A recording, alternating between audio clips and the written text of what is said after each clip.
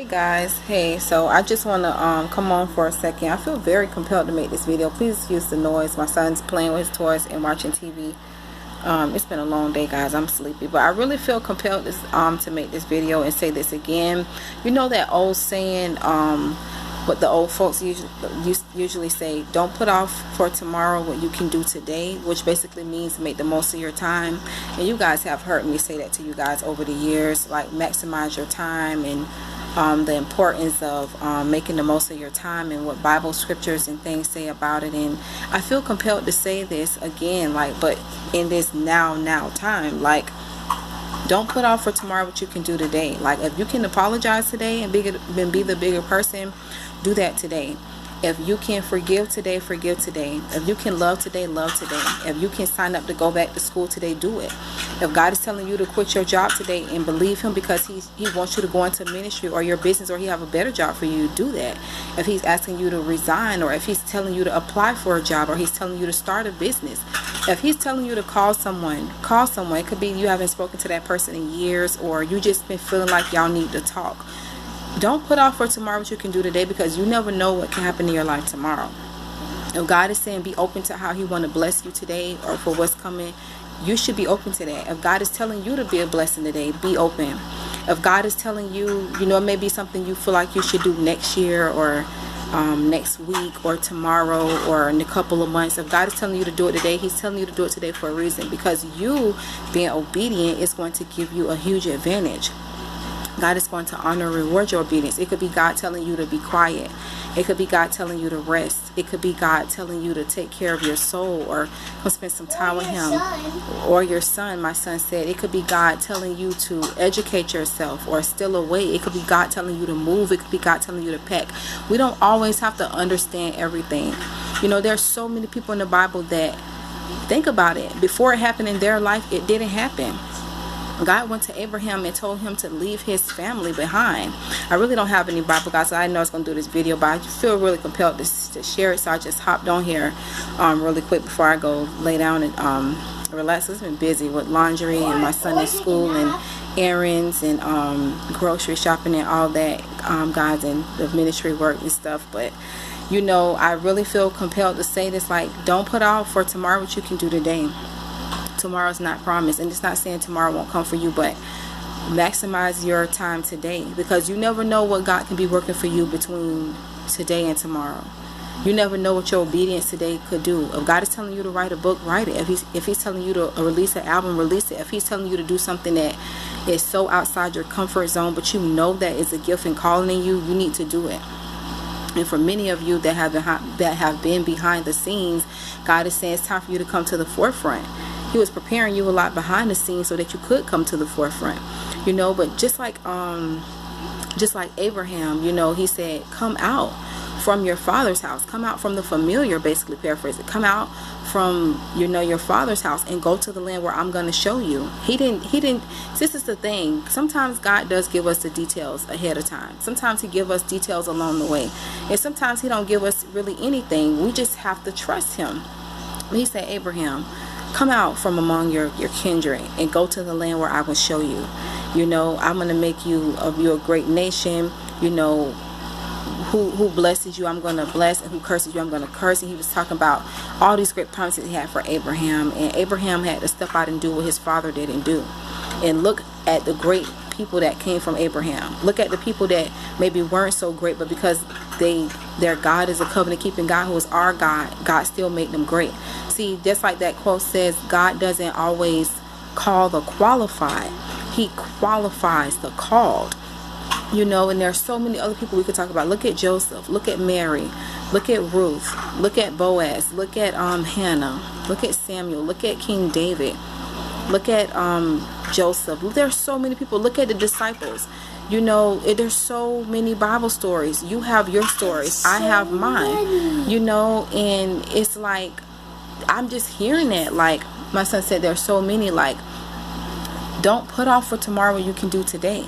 If you can do it today, do it today. Believe in Jesus every day, okay, guys? My son said, believe in Jesus every day. Amen, baby. And I'm telling you, it can even be for some of you where it seems like you know, oh, this is so simple what God is asking you to do, and it's really not effective, or it really doesn't mean anything, or it seems like to you it seems like it's not much. But I'm gonna tell you something. God honors obedience.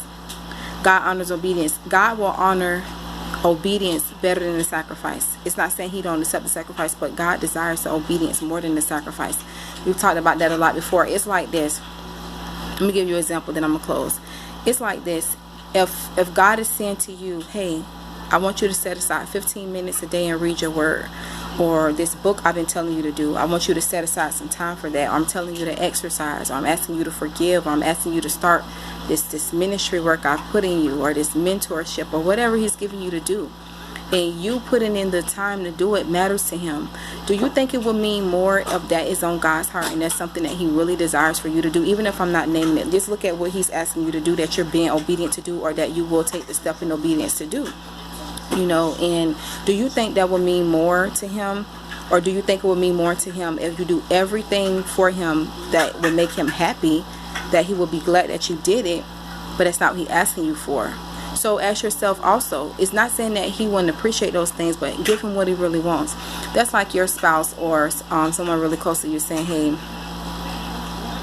hey, I really would just love some quality time with you. I know you're busy, I'm busy, you know, but if we can have some quality time together, I would really appreciate that. It could be your spouse, it could be a family member, it could be like a best friend, it could be a brother, sister in Christ that's like a real covenant relationship, you know, and it's like they've told you, you know, what they, you know, expect, and you know what in mind getting from you that they will really appreciate, you know. And you know, it's not something that is hard to do, it's something that is in your ability to do, you know. But let's say you're buying them flowers, or you're calling them, or you're texting them, or you're buying them lunch, or you're purchasing things for them, or you're doing all these different things which are nice, which you know they would appreciate. But do you think they would enjoy those things over what they asked of you, or do you think they would prefer to get what they asked of you, which was a quality time, over those things?